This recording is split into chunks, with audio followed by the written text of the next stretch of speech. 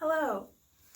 It is day 17 of my quarantine, and while I've been away from civilization, there are a few things that I've kind of been planning to do.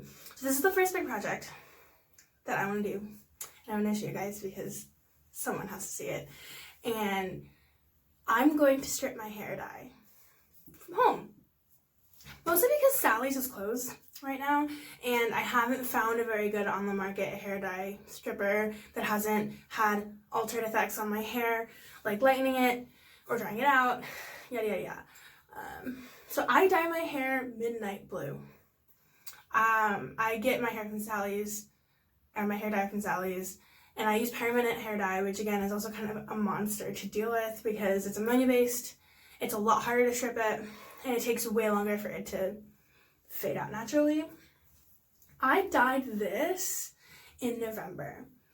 So right now you can kind of see my roots coming back in, and mostly it's the ends that look dyed, but keep in mind that this is a couple of shades darker than my natural hair color, and under this is ombre.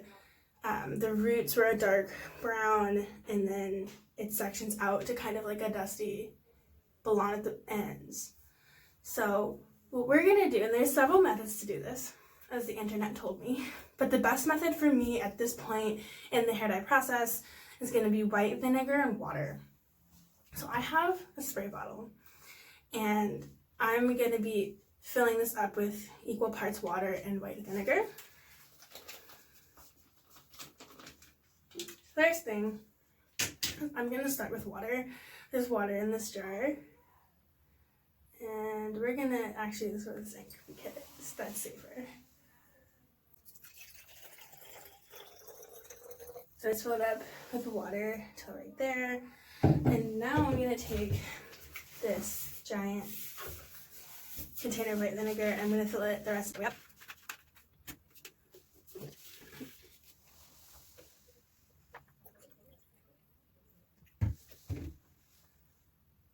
Alright, so we're gonna fill it all the way up here now.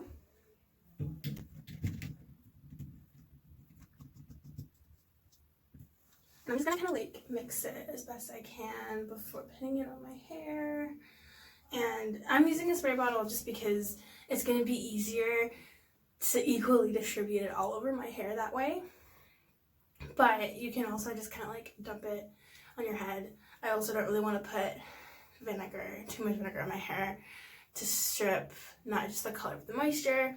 So I'm going to put this on my hair, and then they say to leave it in for like 15 to 30 minutes. I'm probably going to leave it in for closer to an hour just because my hair dye is so faded already and it's been in my hair longer, and I'm using permanent dye, and then I will come back and show you guys the results.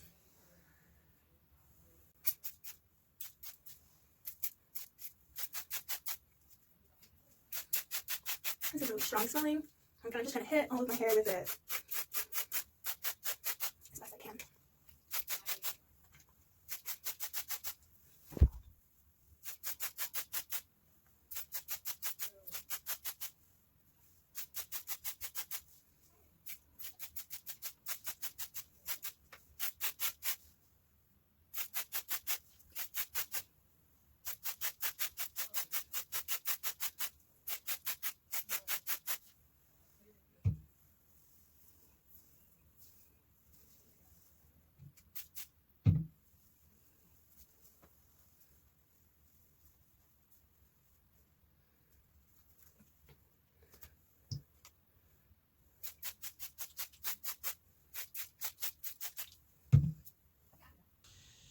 So it's in there. It's dripping from the back of my neck. So I'm gonna go put a plastic bag on my head.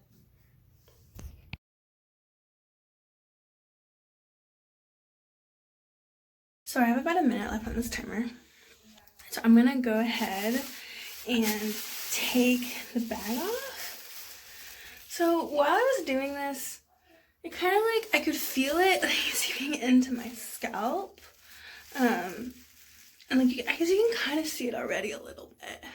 Yeah, like you can see like the ends. So I'm gonna take this out.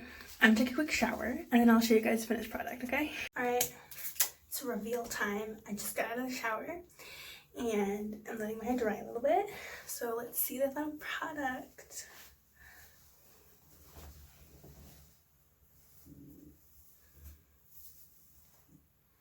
Alright, so it didn't do a whole lot.